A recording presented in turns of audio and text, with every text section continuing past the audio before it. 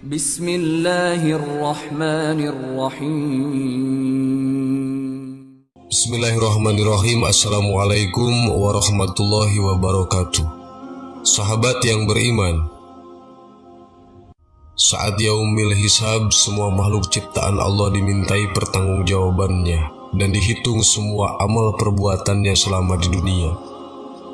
Setelah itu, Allah akan menempatkannya di dalam dua tempat, yaitu surga dan neraka. Seperti firman Allah dalam surat Al-Mu'min ayat 17. Pada hari ini, tiap jiwa diberi balasan dengan apa yang telah diusahakannya. Tidak ada yang akan dirugikan pada hari ini. Sesungguhnya Allah amat cepat dalam hisabnya. Quran surat Al-Mu'min ayat 17. Dalam ajaran Islam, kedudukan laki-laki dan perempuan pada dasarnya adalah setara. Ini dikukuhkan secara syar'i dalam mayoritas namun urusan-urusan kehidupan. Tidak ada alasan apapun yang menghalangi adanya distribusi beban sosial antara laki-laki dan perempuan untuk kemaslahan publik bagi keluarga dan masyarakat. Konsep kesetaraan laki-laki dan perempuan dalam Islam juga dapat ditemukan pada firman Allah Subhanahu wa Ta'ala. Allah berfirman, maka Tuhan mereka memperkenankan permohonannya dengan berfirman, sesungguhnya aku tidak menyia-nyiakan amal orang-orang yang beramal di antara kamu, baik laki-laki atau perempuan, karena sebagian kamu adalah turunan dari sebagian yang lain. Quran surat Ali Imran ayat 195. Jika dalam sebuah hadis Rasulullah SAW pernah menyampaikan bahwa kebanyakan penghuni neraka adalah wanita, bukan berarti para pria bisa tenang begitu saja. Sungguh ada golongan pria yang harus menderita di neraka karena mengabaikan tanggung jawabnya terhadap wanita. Mereka adalah pria yang tidak mempedulikan anak-anaknya, atau sebagai suami yang tidak menjaga istrinya, sebagai saudara yang tidak menjaga kehormatan saudarinya, dan seorang putra yang orang tuanya sudah tua namun tidak menjaga dan merawatnya dengan baik. Berikut ini uraian dari golongan pria yang masuk neraka.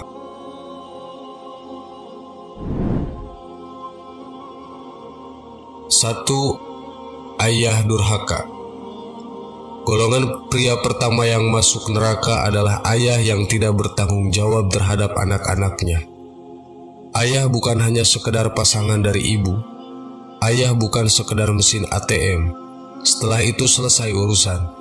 Ayah bukanlah sosok asing di rumah yang bicara seperlunya, atau hanya diperlukan. Ayah merupakan pria yang bertanggung jawab terhadap keluarga, istri, dan putra-putrinya. Tidak hanya bertanggung jawab seperti itu, tapi juga akhlaknya, pendidikannya, dan keberhasilannya di dunia maupun di akhirat. Inilah pesan Rasulullah SAW dalam sabdanya. Setiap kamu adalah pemimpin, dan setiap pemimpin akan dimintai pertanggungjawabannya terhadap apa yang dipimpin. Seorang lelaki adalah pemimpin bagi anggota keluarganya, dan ia akan dimintai pertanggungjawaban terhadap apa yang telah dipimpinnya atas mereka. Hadis riwayat Muslim. Sementara dalam Al-Quran, Allah juga telah menggariskan tugas setiap orang beriman. Hai orang-orang yang beriman, peliharalah dirimu dan keluargamu atas api neraka yang bahan bakarnya adalah manusia dan batu. Penjaganya malaikat-malaikat yang kasar, keras, dan tidak mendurhakai Allah terhadap apa yang diperintahkannya kepada mereka yang selalu mengerjakan apa yang diperintahkan. Quran surat At-Tahrim ayat 6. Ayah merupakan benteng penjaga bagi putra-putrinya dari perbuatan maksiat dan dosa. Jangan sampai seorang ayah kehilangan kepekaan iman sehingga membiarkan anggota keluarganya larut dalam gelimang maksiat dan dosa. Atau yang lebih parah, ia sendiri menjerumuskan istri dan anak-anaknya dalam dosa. Ada ancaman yang sangat berat terhadap ayah yang tidak peduli terhadap agama dan akhlak putra-putrinya. seperti ayah yang tidak peduli dengan pakaian anak-anaknya, membiarkan auratnya terbuka dan menjadi pemandangan umum, atau seorang ayah yang membiarkan anaknya pergi berdua-duaan dengan lelaki lain yang bukan mahramnya.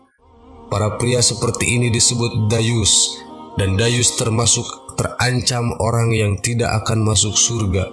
Jika surga tidak menerima, tentu nerakalah tempat kembalinya. 3 golongan yang Allah haramkan surga atas mereka adalah: 1. Pecandu khamar, 2. Durhaka kepada orang tua, dan ketiga dayus, yaitu orang yang tidak cemburu ketika bermaksiat orang bermaksiat dengan keluarganya. Hadis riwayat Ahmad. Ancaman terhadap ayah yang menjadi dayus sejatinya bertujuan agar mereka menjadi pemimpin yang baik bagi anggota keluarga lainnya. Hari-hari ini banyak ayah yang merasa tanggung jawab dan pengasuhan anak sepenuhnya ada di ibu. Ia sudah merasa cukup memenuhi mereka dengan berbagai fasilitas. 2. Suami yang zalim.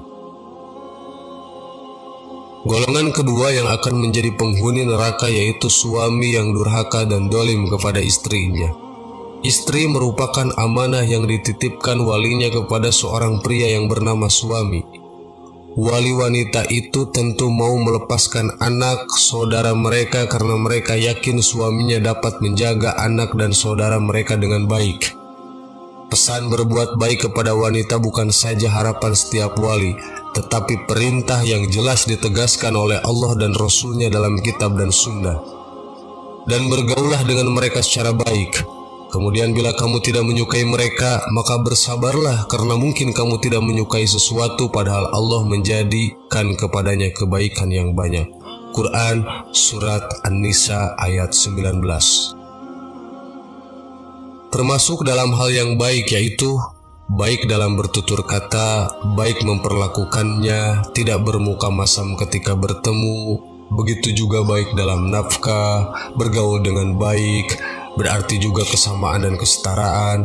Artinya suami akan mendapat perlakuan baik dari istri ketika suami memperlakukan istrinya dengan baik. Bahkan suami diminta bersabar menerima kekurangan dari istrinya juga ketika istri tidak melaksanakan kewajiban dengan maksimal. Janganlah suami yang beriman membenci istrinya yang beriman. Jika dia tidak menyukai satu akhlak darinya, dia pasti menyukai akhlak lain darinya. Hadis riwayat Muslim. Merupakan hak istri untuk mendapatkan nafkah dari suaminya, baik itu pangannya, pakaiannya, tempat tinggalnya, dan semua keperluan yang disesuaikan dengan kemampuan suami dan status istri. Bahkan dalam hal pangan, hak istri untuk mendapatkan makanan siap santap dari suaminya.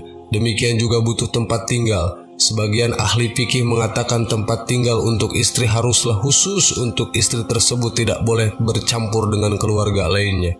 Dan jika istrinya berasal dari kalangan berada yang biasanya dilayani dengan pembantu, maka haknya juga mendapatkan pembantu yang disediakan oleh sang suami. Merupakan sebuah kezaliman jika suami memiliki kelapangan ekonomi tetapi kikir terhadap istrinya, bahkan cenderung mengebiri hak-haknya. Sifat kikir amat dicela oleh Allah dan Rasul-Nya, apalagi jika itu dilakukan terhadap orang yang berhak seperti istri. Oleh sebab itu, dalam kasus suami yang mampu tapi kikir, Rasulullah memberikan keringanan atas istri untuk mengambil harta suami sewajarnya, meski dengan diam-diam.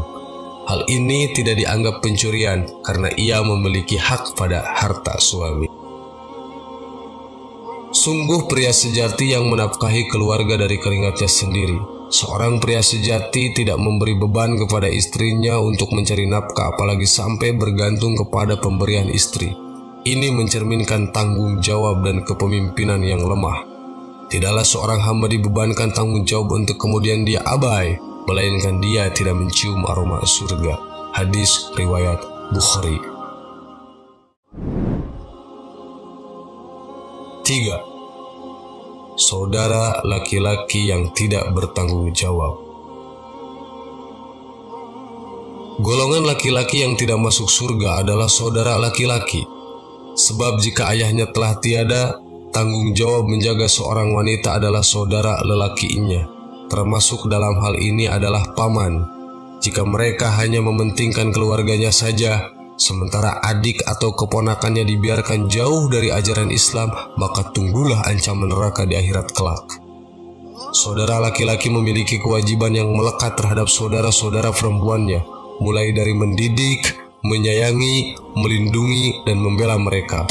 Jika ayah telah wafat, maka saudara laki-laki berperan sebagai pengganti ayah. Wajib memberikan nafkah kepada saudara perempuan yang belum menikah atau yang menjanda jika mereka tidak mampu. Saudara perempuan wajib mentaati dan menghormati saudara laki-lakinya.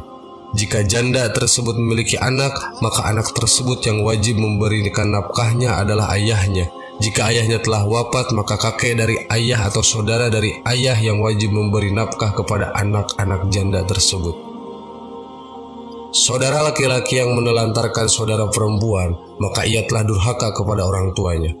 Tugas lain dari saudara laki-laki adalah menjaga harta saudara perempuannya. Jangan malah mengkhianatinya dengan merampas hartanya. Ia juga tidak boleh menghalang-halangi jika ada orang baik yang melamar saudarinya.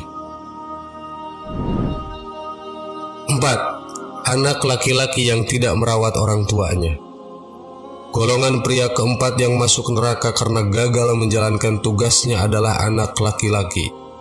Seorang laki-laki datang kepada Rasulullah lalu kemudian dia bertanya, "Wahai Rasulullah, siapakah orang yang paling berhak aku pergauli dengan sebaik-baiknya?"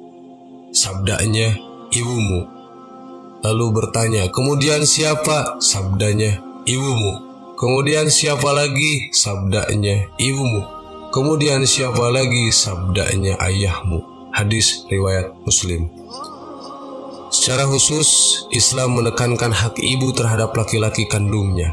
Mengapa terhadap anak perempuan kandungnya tidak? Karena setelah anak perempuan menikah, ia lebih berkewajiban mentaati suaminya dibanding ibunya. Sedangkan anak laki-laki meski sudah menikah, tidak mengurangi kewajibannya untuk berbakti kepada orang tuanya. Dan berbakti kepada ibu lebih didahulukan daripada kepada istrinya. Jadi, pengabdian anak laki-laki kepada ibu kandungnya tidak putus, tetapi pengabdian anak perempuan lebih utama kepada suaminya. Oleh karena itu, anak laki-laki lebih terikat kepada ibunya dibandingkan anak perempuannya. Laki-laki wajib menafkahi istri dan anaknya dan juga wajib memperhatikan nasib ibu kandungnya. Jika ibunya tidak mampu, maka kewajiban nafkahnya juga menjadi tanggung jawabnya. Seorang istri juga harus menyadari bahwa kewajiban suami juga terhadap ibu kandungnya. Maka para istri doronglah suami untuk lebih berbakti kepada ibunya.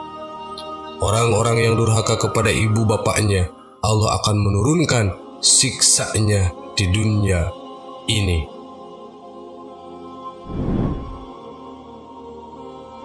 Sahabat yang beriman tidak harus menunggu nanti di alam kubur atau di akhirat. Siksaan itu berbagai macam bentuknya. Bisa masalah keluarga yang tidak kunjung selesai, anak-anak yang tidak bisa diarahkan, rezeki yang tidak kunjung datang, dan lain sebagainya. Maka penting bagi anak laki-laki untuk memperhatikan ibu kandungnya. Itu sudah menjadi tugas dan tanggung jawab. Jangan sampai tugas ini dilalaikan yang menjadi penyebab ia terjerumus ke neraka. Wallahu a'lam. Assalamualaikum warahmatullahi wabarakatuh.